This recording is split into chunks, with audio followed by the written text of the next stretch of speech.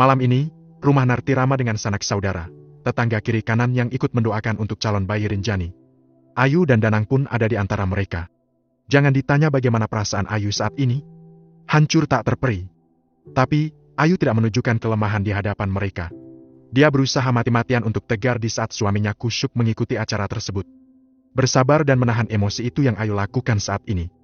Tepat di saat orang-orang yang rewang mengeluarkan makanan untuk menjamu undangan setelah acara pengajian, Ayu menyelinap masuk ke kamar mandi milik Narti yang ada di samping kamar Rinjani. Di sana Ayu mulai menjalankan aksinya. Ingin bermain-main sedikit saja. Agar mereka bertiga merasakan sanksi sosial dari masyarakat, tipis-tipis. Kamu masih mencintai dia, Mas? Katanya kalau anak ini lahir kamu mau menceraikannya? Gimana sih? Rekaman suara Rinjani yang berdurasi pendek yang sengaja sudah Ayu potong segera dikirimkan ke Mbak Warti, perempuan yang terkenal biang gosip di kampung ini. Kebetulan dia juga hadir di sini. Setelahnya, Ayu keluar dari kamar mandi dengan pura-pura memegangi perut.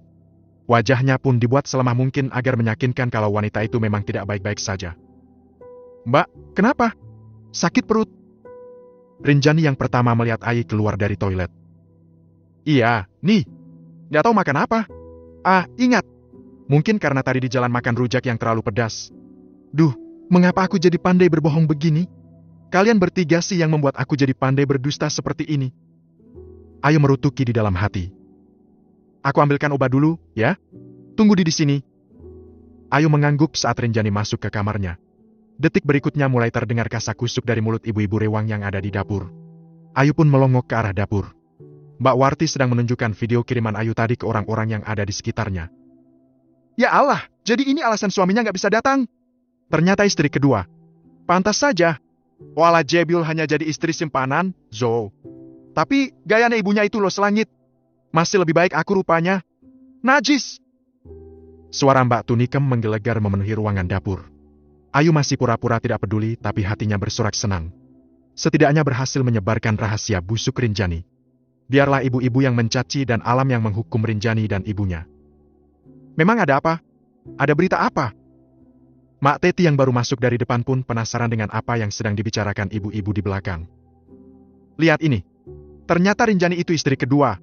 Tapi, dia malah tega menyuruh suaminya menceraikan istri tuanya. Jahat ya? Mbak Warti mulai angkat bicara lagi. Memang, di mana-mana istri kedua itu ingin berkuasa. Cuman aku tidak menyangka Rinjani bisa menjadi pelakor. Mengerikan. Tapi, ibunya gayanya selangit akhir-akhir ini. Apa dia tidak tahu kalau anaknya itu perusak rumah tangga orang? Sungguh menjijikan. Ayu tersenyum tipis saat mendengar suara Bi Ijum. Dalam diam Ayu tersenyum puas mendengar suara-suara sumbang di dapur. Saatnya pura-pura tidak tahu. Ayu pun memegang perut hingga pura-pura jongkok di depan kamar Rinjani. Agar akting itu meyakinkan sepupu plus madu racunnya tersebut. Yani, ada apa sih di dapur? Kok orang-orang pada heboh? Rinjani yang baru membuka pintu kamar pun memicingkan mata ke arahnya. Ayu yang pura-pura lemas pun hanya bisa menatap heran ke arah dapur. Sungguh, akting yang luar biasa. Memang ada apa? Nggak tahu malah. Rinjani menyodorkan obat peredam mules. Lalu, Ayu yang sedang jongkok pun dibantu berdiri. Ya udah Mbak, tunggu di sini. Aku ambilkan air minum. Rinjani menyuruhnya duduk di atas sofa ruang tengah yang berada tepat di depan kamar Rinjani. Ayu pun mengangguk dan mengikuti perintahnya. Maafkan aku Rinjani, sudah saatnya kamu merasakan sedikit saja permainanku. Monolog Ayu di dalam hati. Rinjani, kemana suami kamu kok nggak ikut datang? Rinjani yang hendak mengambil gelas membalikan badan. Menatap Mbak Warti, lalu tersenyum tipis ke arah wanita yang memiliki predikat sebagai biang gosip tersebut. Pasti, setelah ini dia akan menjadi bahan bulan-bulanan Mbak Warti. Mbak, suamiku itu orang sibuk, sehingga tidak ada waktu untuk ikut ke sini. Enteng saja Rinjani menjawab demikian. Orang-orang mulai mencebikkan bibirnya. Melihat reaksi mereka, Rinjani pun memicingkan mata. Oh ya, bukan karena dia sedang sibuk dengan istri tuanya? Mbak Warti terus saja mengejar Rinjani. Wajah sepupunya Ayu pun berubah drastis. Merah seketika. Benaknya bertanya-tanya kenapa tiba-tiba Mbak Warti menanyakan hal itu. Apa yang sedang terjadi? Mbak Warti ada-ada saja. Suamiku itu benar-benar sibuk. Mana mungkin sama istri tuanya? Dari suaranya Rinjani mulai terlihat tak tenang. Senyum terpaksa pun berusaha ia suguhkan. Rinjani, sudahlah tidak usah ditutupi. Kami semua yang di sini sudah tahu kok. Kamu itu istri kedua. Ini kalau nggak percaya dengarkan ini. Mbak Warti memutarkan rekaman tersebut. Renjani mematung di tempatnya berdiri. Tubuhnya membeku sesaat. Bibirnya ingin membantah, tapi suaranya tertahan di tenggorokan. Otaknya berusaha keras menyerap apa yang didengarnya oleh telinganya. Dari mana rekaman itu dikirim? Pertanyaan itu hanya mampu Renjani utarakan di dalam hati. Di atas sofa, Ayu merebahkan diri sembari menikmati suara-suara yang masuk ke pendengarannya. Suara cibiran yang diarahkan ke Renjani itu terdengar indah di telinganya dari alunan musik dangdut. Biarlah orang lain yang memberikan hukuman untuk Renjani.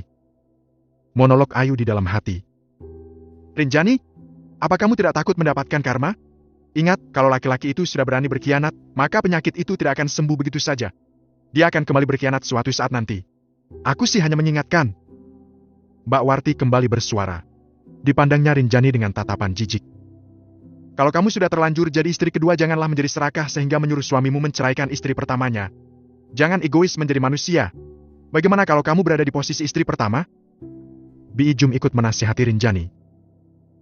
Renjani kasih tahu dong gimana rasanya menjadi istri kedua? Mbak Tunikem, seorang janda kembang desa itu, ikut memperkeruh suasana. Kenapa bertanya seperti itu, Tunikem? Mau jadi istri kedua? Bi Ijum ingin tahu. Dia amit-amit menjadi perempuan kedua. Lebih baik tidak menikah daripada menjadi perusak rumah tangga orang lain. Mep Tunikem memandang dengan tatapan jijik pula ke arah Renjani. Iya, ya. Benar, perempuan yang bermartabat tidak mungkin merendahkan diri menjadi istri kedua. Menjadi perusak rumah tangga orang lain. Aku setuju dengan kamu, Mbak Tunikem. Bijah kembali merendahkan Renjani. Kenapa kalian semua menghakimi aku? Kalian semua tidak ada yang tahu alasan mengapa aku mau menjadi istri kedua.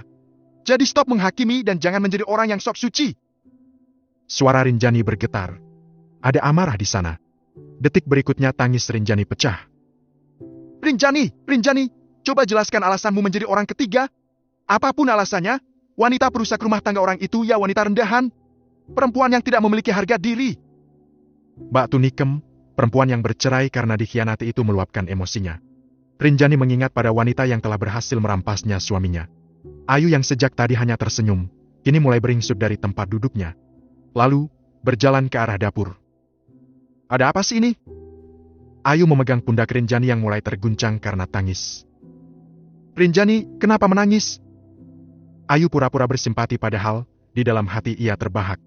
Wanita berkerudung segi empat itu menatap ke arah ibu-ibu dengan sorot penuh keheranan. Akting. Ada Mbak Ayu. Ini loh, ada kiriman rekaman suara Renjani. Mbak Warti pun mengulang hal sama seperti tadi. Memutarkan rekaman tersebut. Astagfirullah, benarkah, Yani? Ayu pura-pura. Wanita itu pun membungkam mulutnya sendiri dengan tangannya seraya menggelengkan kepala. Pergi, kalian semua pergi dari sini. Pergi! Renjani menunjuk jarinya ke arah orang-orang yang ada di dapur. Mereka pun pada berdiri seketika. Yuk, daripada di sini lebih baik kita pulang. Orang dinasihati kok nggak terima. Dasar wanita murahan. Mbak Tunikem yang pernah sakit hati karena dikhianati itu kembali meluapkan kekesalannya terhadap Renjani. Dapur Binarti pun heboh dengan teriakan. Hu! Ko dari orang-orang yang membantunya memasak. Seharusnya ibu-ibu itu ikut makan, tapi suasananya menjadi runyam. Dan kamu, Mbak Ayu, kalau mau ikut menghakimi sana pulang. Renjani menghentakkan kaki lalu masuk ke kamarnya. Debam pintu dibanting pun menimbulkan tanda tanya orang-orang yang ada di depan. Binarti yang sejak tadi mendengar sayup-sayup keributan pun masuk ke dapur. Ada apa ini? Kenapa kalian tidak pada makan? Ayo makan dulu. Binarti memandang orang-orang yang ada di dapurnya. Bi, ada yang mengirimkan rekaman suara Renjani dengan suaminya. Mbak Warti, pinjam handphonenya dong. Tolong kasih tahu Binarti rekaman tadi. Ayu memberikan perintah pada Mbak Warti. Katanya suami Renjani sibuk dengan pekerjaannya, gak taunya sibuk dengan istri tuanya. Mbak Tunikem yang sering dihina oleh Binarti merasa menemukan celah untuk membalas ibunya Renjani. Itu bukan urusan kalian. Mau anakku menjadikan istri keberapapun itu tidak ada sangkut pautnya dengan kalian. Terus hak kalian apa menghakimi anakku? Tidak ada. Jadi jangan suka ikut campur urusan rumah tangga Renjani. Kalau ada apa-apa dengan kandungan anak aku maka kalian semua akan aku tuntun. Binarti berkacak pinggang sembari menatap nyalang satu persatu ke wajah mereka. Memang tidak ada urusannya sama kami. Tapi, di sini aku hanya ingin mengatakan janda itu lebih baik daripada menjadi wanita ketiga. Perempuan perusak rumah tangga orang lain. Bukankah Bude sering menghina aku karena janda ditinggal pergi suami? Ah, aku paham sekarang kenapa selalu ngomong demikian. Rupanya, karena Bude bangga anaknya bisa menjadi pelakor. Bangga memiliki anak wanita murahan. Tunikem yang sering dicaci oleh Narti pun kini naik pitam.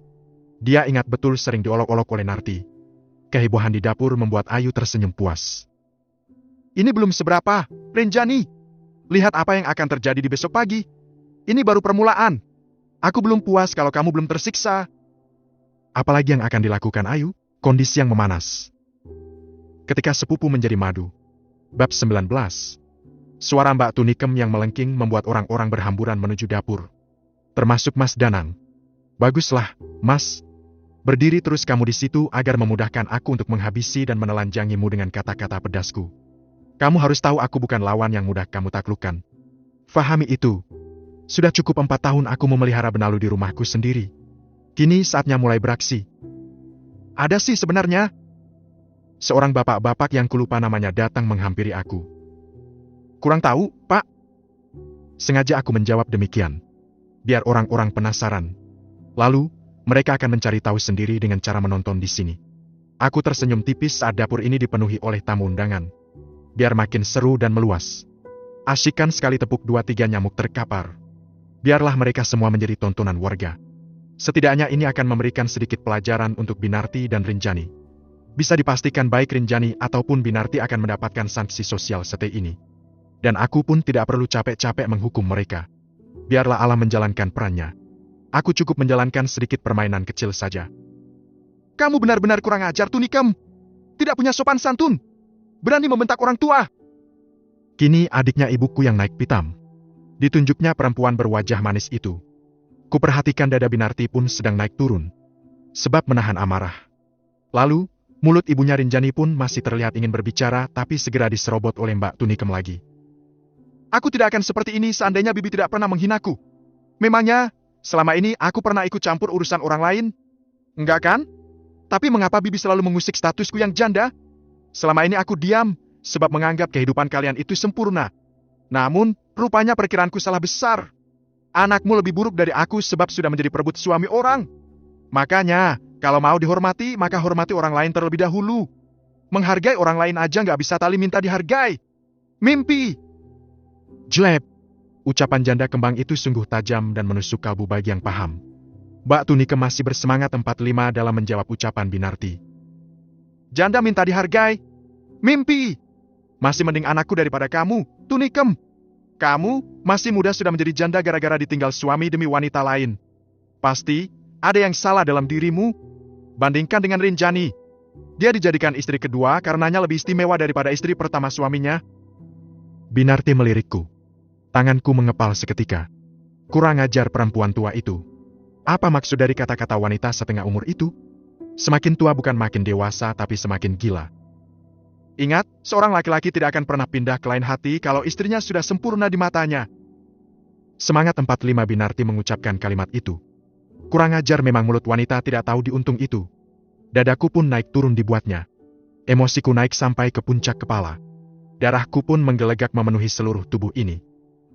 Bi, aku mau meluruskan. Laki-laki tukang selingkuh itu tidak peduli bagaimana rupa pasangannya. Tidak peduli bagaimana kesempurnaan istri sahnya. Mau sesempurna apapun seorang istri kalau suaminya doyan selingkuh, ya, selingkuh aja. Karena pria tukang selingkuh tidak akan pernah berhenti mencari alasan untuk menduakan pasangan. Mereka tidak kehabisan akal untuk bisa mengkhianati istrinya.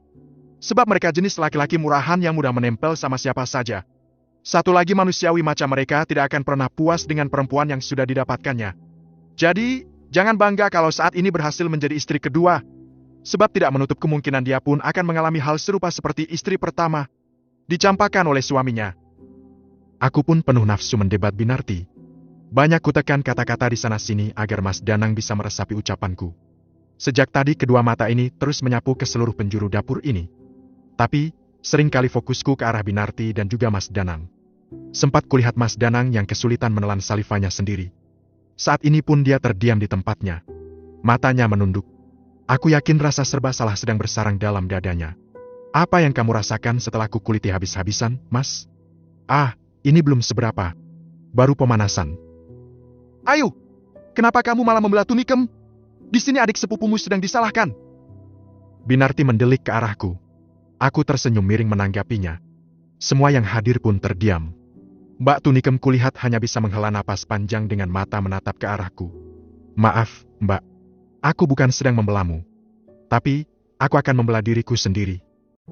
Aku tidak membela siapapun, Bi. Di sini aku hanya mau meluruskan. Jangan bangga menjadi istri kedua, terlebih hanya simpanan. Belum tentu istri kedua itu lebih baik dari yang pertama. Bisa jadi dia berhasil dijadikan yang kedua karena bisa jadi suaminya hanya kasihan pada perempuan itu karena telah menjual habis-habisan harga dirinya.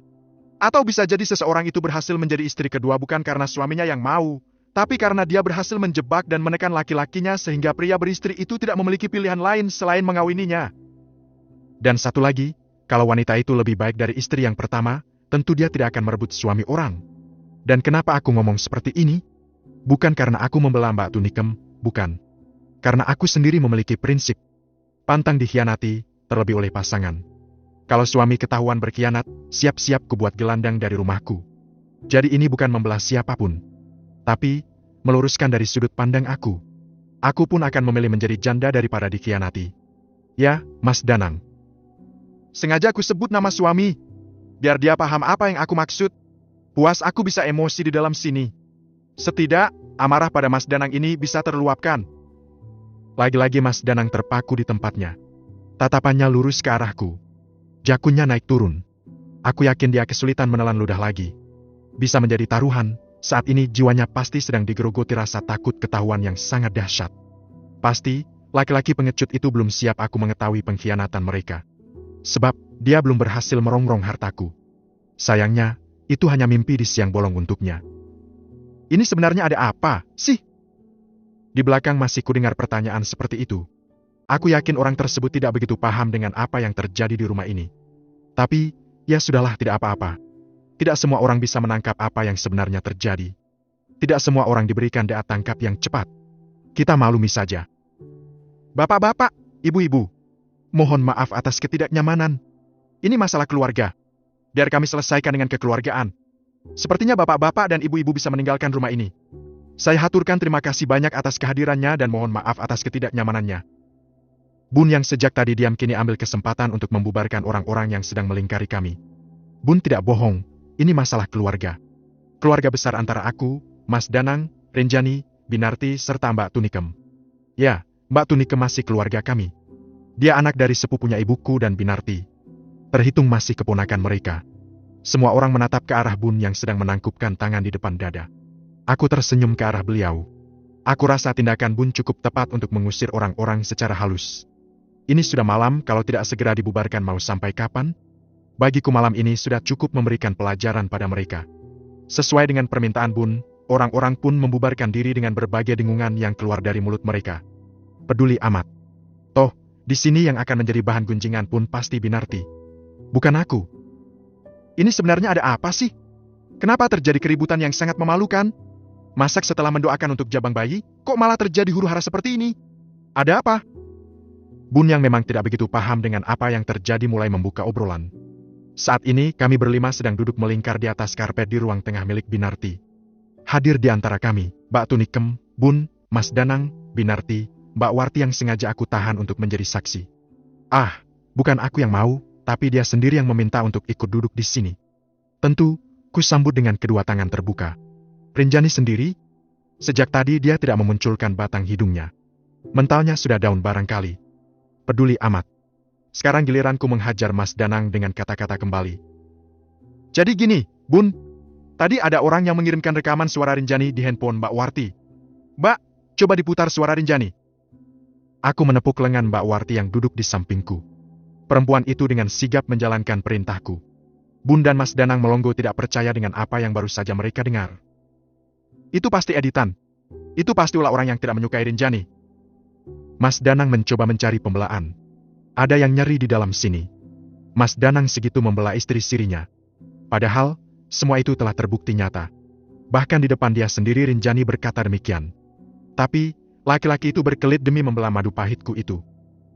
Mas, kenapa kamu begitu yakin kalau itu suara editan alias palsu? Mendelik aku ke arah Mas Danang. Dia mengeket seketika. Menurutku ya, apa untungnya mengedit suara itu? Apa tujuannya memalsukan suara tersebut? Musuhnya Rinjani? Memangnya Rinjani punya saingan selama ini? Hanya orang-orang yang berkedudukan tinggi yang memiliki musuh. Aku rasa Rinjani tidak pantas dimusuhi kecuali kalau dia sendiri yang sengaja mencari musuh.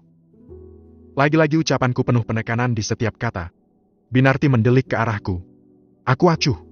Mas Danang melotot ke arahku juga. Aku pun membalasnya hal serupa. Nyatanya ada orang iseng yang mengirimkan rekaman suara palsu itu. Mas Danang masih tidak terima dengan apa yang aku katakan. Aku yakin 100% pengirimnya tidak iseng. Dia pasti memiliki tujuan yang pasti. Tapi, aku tidak tahu apa itu. Aku pura-pura bodoh. Mari kita buktikan kebenarannya. Aku akan mencari tahu siapa pengirim tersebut. Gampang bagiku melacak keberadaannya. Dengan entingnya Mas Danang ngomong demikian. Mau dicari? Silakan cari sampai ketemu. Kamu pikir mudah melacak aku? Karena orang-orang pada bubar duluan. Akhirnya, aku dan orang-orang yang masih tertinggal harus membantu beberes rumah Binarti hingga larut malam. Tentu, di sini aku dibantu oleh Mas Danang. Sebagai suami dan menantu yang baik, pria bertubuh kekar itu rela melakukan apapun termasuk membantu mencuci piring. Sudah barang tentu dia semangat 45. Kan ini acara untuk anaknya. Kalau aku, terpaksa dan ini konsekuensinya. Tapi, tidak apalah sebab aku sudah sedikit lega berhasil mempermalukan 3 orang tersebut. Aku tahu tindakan ini salah. Tapi, emosi ini mengalahkannya logikaku. Salah satu kelemahanku kalau sudah tidak menyukai seseorang aku akan berusaha keras membalasnya dengan cara apapun. Salah satu contohnya seperti ini. Aku marah dengan pengkhianatan mereka, itu sebabnya membongkar rahasia besar mereka pun aku lakukan agar semua orang tahu kebusukannya. Tepat 11:30 malam kami pamit pulang pada tuan rumah.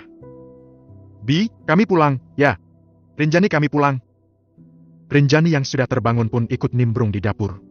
Perempuan itu mengangguk patah-patah sembari mencuri pandang ke arah suaminya. Aku yakin di dalam hatinya, Rinjani memohon pada Mas Danang untuk menginap di rumah ini agar bisa menenangkan hatinya yang sedang kacau balau. Sayangnya, dia tidak bisa mengatakan itu sebab sedang menjaga rahasia besar yang telah aku ketahui. Emang enak, Rinjani? Malam ini kamu galau tingkat nasional. Besok pagi ku buat kau menangis karena menahan rasa sakit yang teramat sangat. Selamat menikmati besok pagi, sepupu plus madu beracunku. Dukungan Bun. Ketika sepupu menjadi madu. Bab 20. Jam 4 pagi aku bangun terlebih dahulu. Entah mengapa aku sudah terjaga jam segini. Setelah membersihkan diri ku bawa langkah kaki menuju dapur. Sembari menunggu waktu subuh, ku temui Bun yang sedang menghangatkan lauk pauk yang semalam dibawa dari rumah Rinjani. Yuk, sebenarnya apa yang terjadi semalam itu? Bun bertanya saat menoleh ke arahku yang sedang menuang air dari teko ke dalam gelas belimbing. Seteguk air putih telah membahasi kerongkongan ini. Sebenarnya, sebaiknya air putih itu diminum sebelum sikat gigi di pagi hari. Menyehatkan tubuh.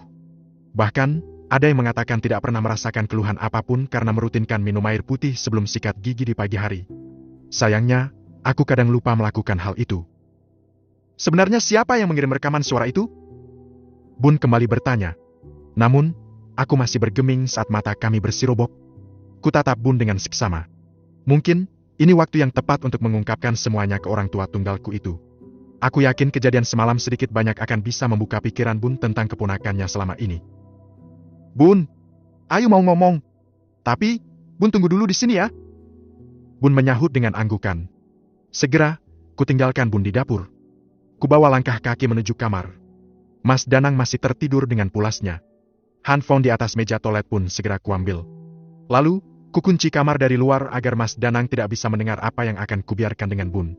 Ini bersifat rahasia. Jantungku berdetak lebih kencang dari biasanya. Entah mengapa mengatakan ini semua kepada Bun seolah membutuhkan keberanian besar. Ya, ini bukan soal sekedar bicara. Tapi, ini menyangkut kesehatan Bun. Aku takut Bun tidak bisa menerima ini. Lalu, kepikiran sehingga darahnya kembali naik. Semoga Bun tidak kenapa-kenapa setelah mendengar apa yang akan aku sampaikan ini. Sebab, setelah aku akan mengambil sebuah keputusan besar.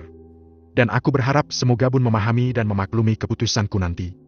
Handphone ku letakkan di atas meja makan. Lalu, ku buat 2 gelas teh manis untuk menghangatkan tubuh kami nanti. Bun, sudah selesai? Ayo ingin menunjukkan sesuatu ke Bun. Ku tarik kursi meja makan yang terbuat dari kayu jadi asli setelah meletakkan 2 gelas teh hangat. Kamu mau ngomong apa sih, Nduk? Kok kayaknya penting banget? Sebentar, Bun matikan dulu kompornya. Tanpa menoleh Bun menjawab ucapanku. Matanya terus terfokus pada wajan di atas tungku. Detik berikutnya bunyi kompor dimatikan terdengar di telinga ini. Jantungku kian bertalu-talu.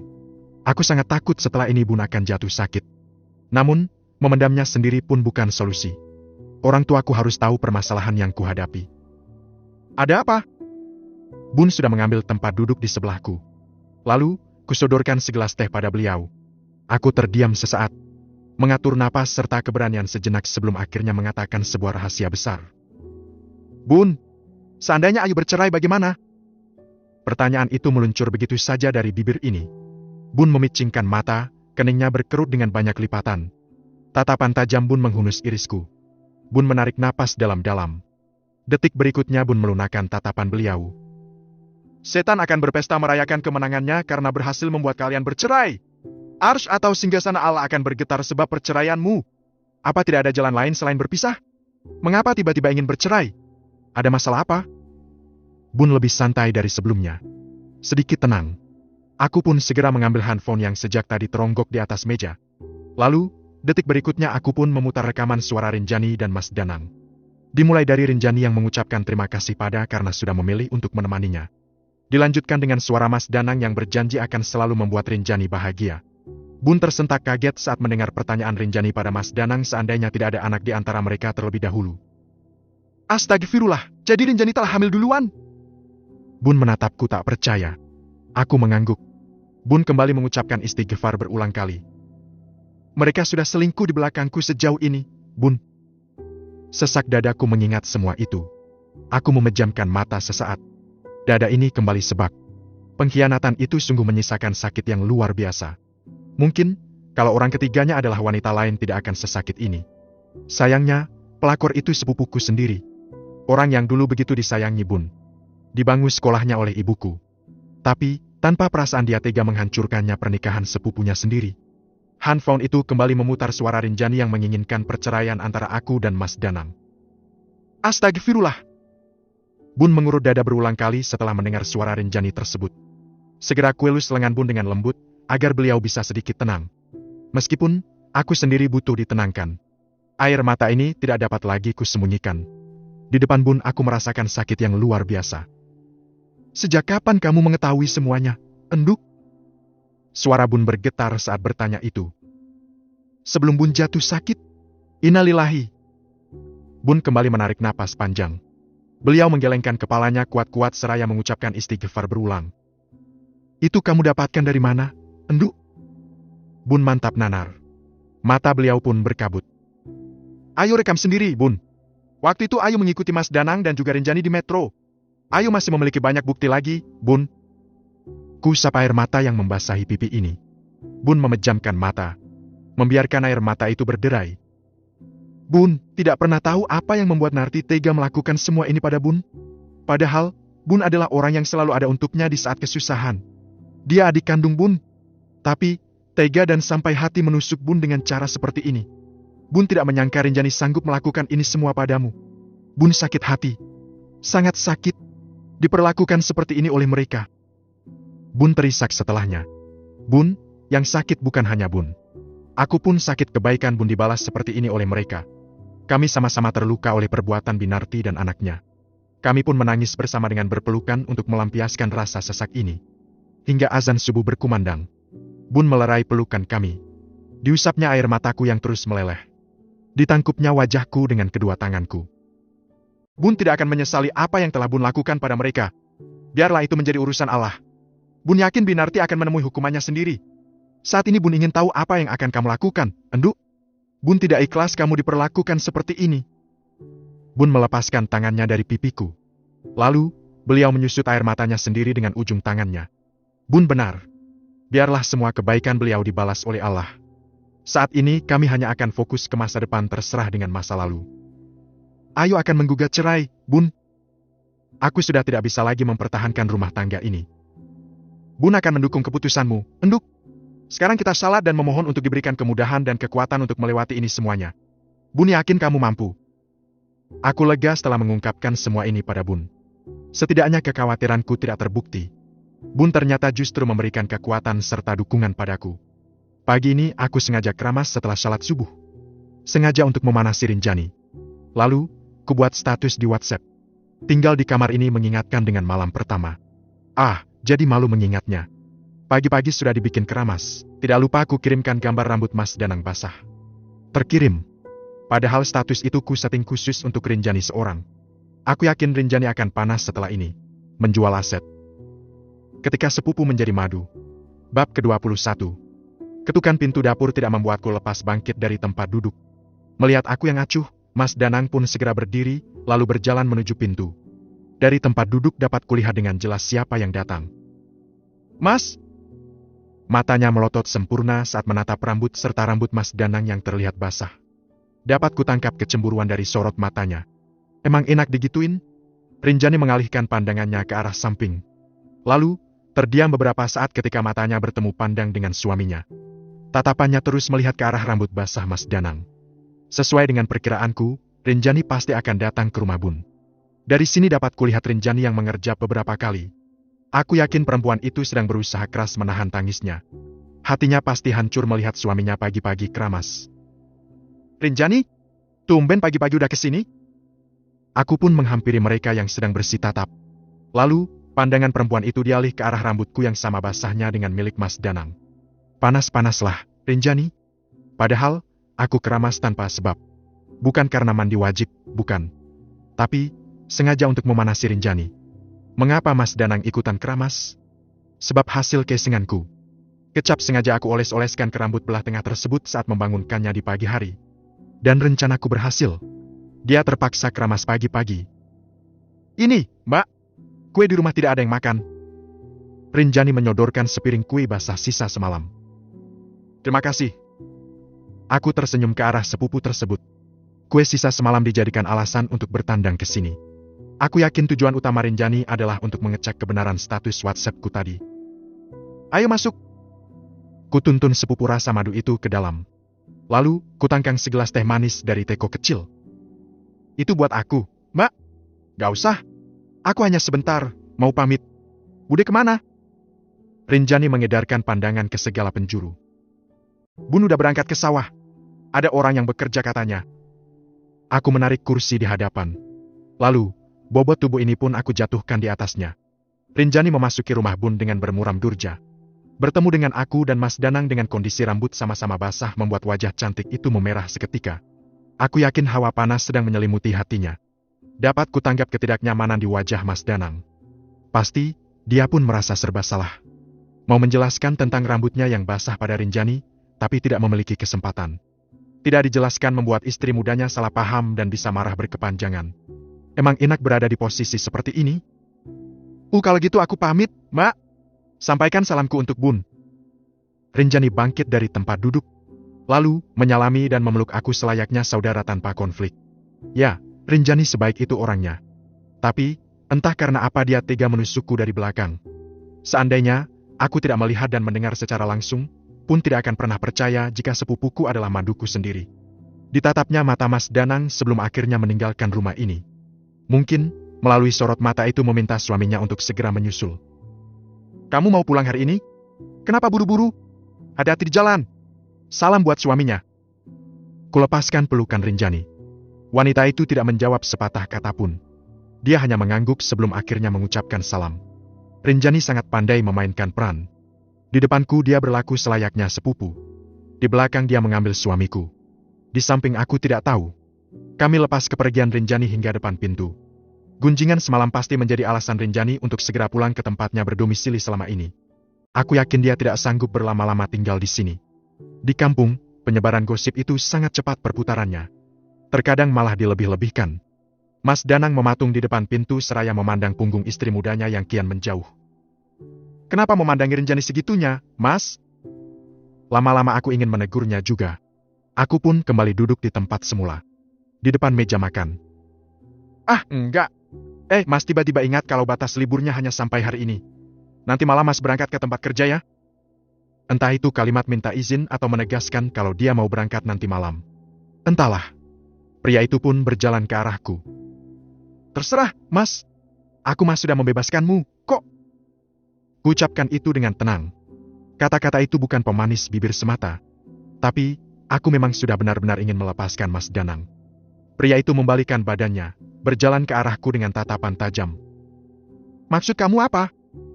Laki-laki itu memicingkan mata setelah duduk berhadapan dengan aku. Di keningnya pun banyak kerutan. Tidak ada maksud, Mas. Aku membebaskanmu mau berangkat kapan, mau kerja apa dan mau ngapain juga bebas. Terserah suka-suka kamu. Kurang baik apa coba aku jadi istri? Baik-baik banget kan? Seandainya kamu menikah lagi pun belum tentu mendapatkan seperti aku. Dengan santai aku ucapkan itu. Lalu, tanganku pun menyomot kue lapis beras yang tadi dibawa Rinjani. Ukirain apa? Kelegaan terpancar jelas di mata Mas Danang. Kamu pikir ucapanku tidak memiliki makna apapun, Mas? Sangat bermakna asal kamu tahu. Sesuai dengan rencananya, Mas Danang pun berangkat ke tempat kerja malam hari ini. Ah, bukan. Tepatnya, berangkat pulang ke rumah istri mudanya. Awalnya, Mas Danang pun memintaku untuk pulang ke rumah ibunya. Namun, dengan tegas kutolak. Kali ini Bun pun menyatakan keberatannya atas permintaan pria bergelar menantunya itu. Memangnya sekarang usahanya Danang itu opo zo, enduk? Kami duduk di depan televisi sembari menikmati pisang goreng buatanku. Kurang tahu, Bun. Aku menatap Bun sembari mengangkat bahu ringan. Aku benar-benar tidak tahu apa yang dikerjakan oleh Rinjani dan Mas Danang saat ini. Memang, aku sempat heran dan bertanya-tanya usaha apa yang mereka jalani. Tapi, dipikir-pikir selama tidak merugikan dan menggunakan uangku terserah saja. Ya, itu lebih bagus, enduk. Gak usah ngurusi opo usaha calon mantan suami dan sepupumu itu. Biarlah dia jalani kehidupannya yang baru. Saat ini yang terpenting kamu bisa segera bebas dari manusia-manusia macam mereka. Aku tersenyum lega mendengar penuturan Bun. Apa yang aku khawatirkan tidak terjadi. Bun benar-benar terlihat ikhlas menerima ini semuanya. Kenapa malah senyum-senyum sendiri? Ada yang salah dari Bun? Ibuku menilai penampilannya sendiri. Bukan karena itu, Bun. Ayu tersenyum karena bahagia. Jujur, kemarin Ayu sempat dihinggapi rasa khawatir yang berlebihan tentang Bun. Bun menatapku dengan seksama. Beliau tampak tidak mengerti dengan maksud ucapanku. Buktinya, di keningnya banyak lipatan. Ya, Ayu sempat takut Bun akan ngedrop lagi. Akan kumat lagi darah tingginya kalau tahu berita pernikahan siri antara Mas Danang dan Rinjani. Ayu sempat khawatir Bun akan banyak pikiran setelah mendengar semua ini. Lalu, apa yang membuat Bun terlihat ikhlas begini? Ku genggam kedua telapak tangan Bun. Lalu, tangan yang pernah menyuapi dan menceboki aku itu kuremas dengan lembut. Bun menarik napas dalam-dalam. Lalu, menatapku dengan seksama. Memang, Bun sempat kaget dan sangat marah pada saat kamu ceritakan tadi pagi. Tapi, setelah membolak-balik hati, justru Bun rasa itu lebih baik. Mungkin ini merupakan jalan dari Allah agar kamu terbebas dari Danang. Meskipun jalannya menyakitkan seperti ini. Diduakan dengan sepupumu sendiri. Sebenarnya, selama ini Bun menerima Danang karena melihat kamu yang terlalu cinta sama dia. Dalam hati sebenarnya, Bun kasihan dengan kamu yang tidak pernah dinafkahi oleh laki-laki yang bergelar suamimu itu. Alhamdulillah. Hanya itu kalimat yang meluncur dari bibir ini. Syukurku berkali lipat saat mengetahui Bun sudah ikhlas dengan semua ini. Artinya, Bun akan baik-baik saja. Sebab sumber penyakit darah tinggi itu aku yakini berawal dari pikiran. Pagi hari aku ke warung tetangga. Guna membeli sayuran. Memang benar ya kalau Rinjani itu jadi istri kedua, Mbak Ayu? Bu Ranti menegurku yang sedang memilih sayur bayam. Kurang tahu, Bu, tapi dari bukti rekaman sih sepertinya iya. Aku pura-pura tidak tahu apa-apa. Biarlah orang lain berpikir seperti keinginannya. Suaminya orang mana, Mbak Ayu? Bu Darmo yang sejak tadi berdiri di sampingku pun ikut bertanya. Suaminya Rinjani adalah suamiku, Bu. Ingin rasanya aku menjawab demikian. Agar orang-orang bersimpati padaku. Namun, kalau aku keceplosan malah bisa berabe urusannya. Tidak menutup kemungkinan Binarti akan mendengar. Lalu, asetku bisa jadi rebutan soalnya akan belum dijual. Nanti, setelah terjual hartaku dan setelah berproses di pengadilan maka aku berani menjelaskan ke semuanya. Saat ini biarlah menjadi teka-teki di masyarakat sekitar sini. Kota semua tidak ada yang menyangka loh, Mbak. Kalau Rinjani, gadis kalem itu bisa menjadi orang ketiga. Mbak Salwa ikut menimpa. Kulas senyum tipis ke arah perempuan yang sedang menggendong anak balita tersebut. Tidak hanya kamu, Mbak. Aku pun juga tidak menyangkal sepupuku sendiri tega menusukku dari belakang. Entah apa yang membuatnya mendadak tidak memiliki hati nurani? Ya, siapapun yang dulu mengenal Rinjani pasti tidak menyangka perempuan itu berani menjadi perusak rumah tangga orang lain. Hingga saat ini masih menjadi misteri motif pengkhianatan Rinjani terhadapku. Kasihan istri tuanya, ya. Pasti, dia tidak tahu kalau suaminya memiliki wanita lain selain dirinya. Bu Darmo kembali angkat bicara sembari mengambil satu bungkus kerupuk blak yang digantung di tiang warung. Aku sangat tahu, Bu, memang sakit tapi aku tidak boleh kalah dari Rinjani, Bu. Suami Mbak Ayu kelihatannya sudah pulang lagi, ya, Mbak? Memang kerja di mana? Kenapa tidak ikut, Mbak? Hati-hati lo kalau dibawa perempuan lain. Secara Mas Danang itu lumayan ganteng. Bu Ranti, tetangga depan rumah Bun mengompori. Memang, semalam dia melihat saat mobil travel menjemput Mas Danang. Ah, aku mah nggak takut, Bu. Kalau suami selingkuh ya tinggal diceraikan saja. Nikah itu untuk bahagia. Kalau tersiksa batinnya untuk apa dipertahankan? Enteng saja bibir ini mengucapkan kalimat itu. Aku sudah tidak takut lagi, Bu. Toh, dia memang sudah tinggal dengan perempuan lain. Aku pun sudah bersiap-siap untuk melepaskannya. Wah hebat, Mbak Ayu. Memang, perempuan itu harus begitu. Ditinggal selingkuh ya tinggal diceraikan. Buat apa mempertahankan lelaki yang bikin sakit hati? Keren Mbak Ayu. Semoga pernikahan kalian langgengnya sampai kakek nenek. Bu Darmo mengamini doanya sendiri. Aku hanya mampu mengulas senyum tipis. Hatiku tak terima didoakan seperti itu. Sungguh, aku tidak sudi mempertahankan pernikahan ini. Dari obrolan ibu-ibu di sini dapat kusimpulkan bahwa aku mendapat banyak dukungan dari mereka. Sudah 2 minggu aku ada di rumah Bun. Selama itu pula Mas Danang menanyakan kapan rumah itu laku. Padahal, seandainya sudah laku pun tidak akan ada sepeser pun untukmu, Mas. Ada. Aku akan mengganti uangmu yang digunakan untuk merenovasi waktu itu. Tenang saja, akan aku kembali itu. Berarti gembira pun akhirnya aku dapatkan. Tadi malam, Savitri menelponku. Perempuan itu mengatakan saudara suaminya yang mau membeli rumahku sudah pulang dan hendak segera melunasinya. Bun, Ayu hari ini akan kembali ke kota bumi. Mohon doanya. Kupeluk Bun dari belakang. Perempuan yang sedang menyecap minuman jahe hangat buatanku itu menoleh sekilas. Tapi, hanya sebentar saja. Aku paham tatapan mata Bun yang ditujukan padaku. Kamu mau ke rumahmu lagi? Ada kekhawatirannya dari nada bicara Bun. Bukan, Bun. Tapi, mau ke notaris. Ayu akan bertemu dengan orang yang mau membeli rumah dan tanah di kota bumi. Dan sudah sepakat untuk bertemu di notaris sana. Memangnya sudah pulang calon pembelinya? Katanya masih di luar negeri. Bun sudah tahu semua. Aku sudah pernah cerita dalam hal ini pada ibuku. Sudah. Katanya sedang cuti. Beliau pun ingin bertemu dengan Ayu dan langsung membayar di depan notaris. Ya sudah kalau memang begitu. Bun hanya bisa mendoakan semoga semua berjalan dengan lancar. Aku tersenyum dan mengucapkan terima kasih sebanyak-banyaknya pada Bun. Lalu, kurangkul perempuan yang pernah mempertaruhkan nyawanya demi aku itu. Setelah dari sana langsung mau pulang? Gimana nanti, Bun? Sepertinya mau nginep dulu di rumah Savitri. Dia mengundang Ayu untuk menginap di sana beberapa hari. Boleh ya, Bun? Saat ini aku layaknya seorang gadis. Kemanapun tergantung izin dari Bun. Dulu, dari suami. Saat ini bagiku sudah tidak lagi memiliki pasangan meskipun kami belum berpisah secara agama dan negara. Boleh. Selama itu bisa membuatmu bahagia, enduk. Ditepuknya tanganku yang sedang bergelayut manja di pundak pahlawan hidupku. Jawaban Bun mendorongku untuk mencium pipi beliau yang sudah mulai ada kerutan. Sesuai kesepakatan, aku didampingi Savitri bertemu dengan calon pembeli di kantor notaris yang ada di kota bumi. Agar bisa segera sertifikat. Tentu, biaya untuk notaris kami bagi 2. Aku dan calon pembeli itu sudah kami sepakati berdua. Assalamualaikum, Mbak.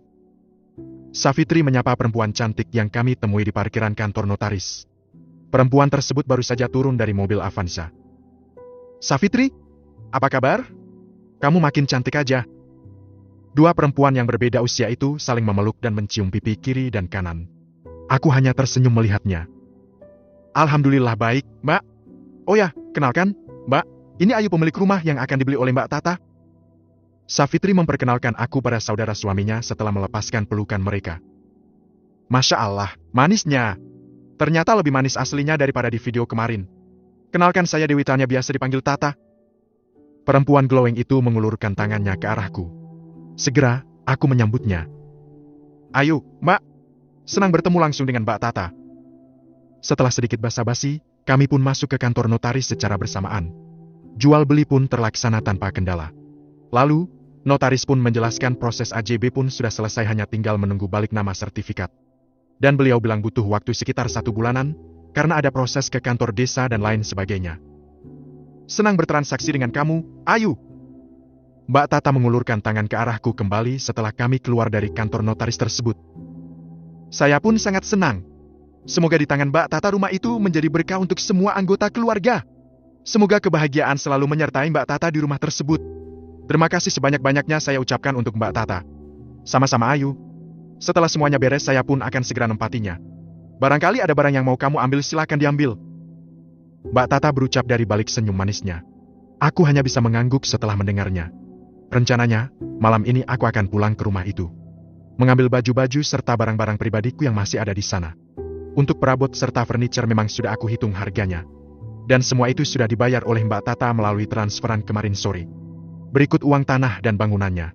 Sesuai rencana, aku ditemani Savitri dan sepupunya yang merupakan sopir travel, mengambil baju-baju. Karena sudah terlarut malam tidak ada seorang pun yang melihat kedatanganku. Semua aman. Berjalan sesuai. Kutatap sekali lagi rumah yang 4 tahun terakhir ku tinggali ini sebelum masuk ke dalam mobil. Banyak kenangan yang telah tercipta di kediaman ini. Sesak kembali menyergap dada saat mengingat bagaimana sikap manjanya Mas Danang. Aku memejamkan mata saat bayangan romantis Mas Danang berlarian di kepala ini. Aku mengerjapkan berulang kali menahan bulir bening agar tidak tumpah saat ingatan tentang perlakuan manis Mas Danang berseliweran di dalam memori ini.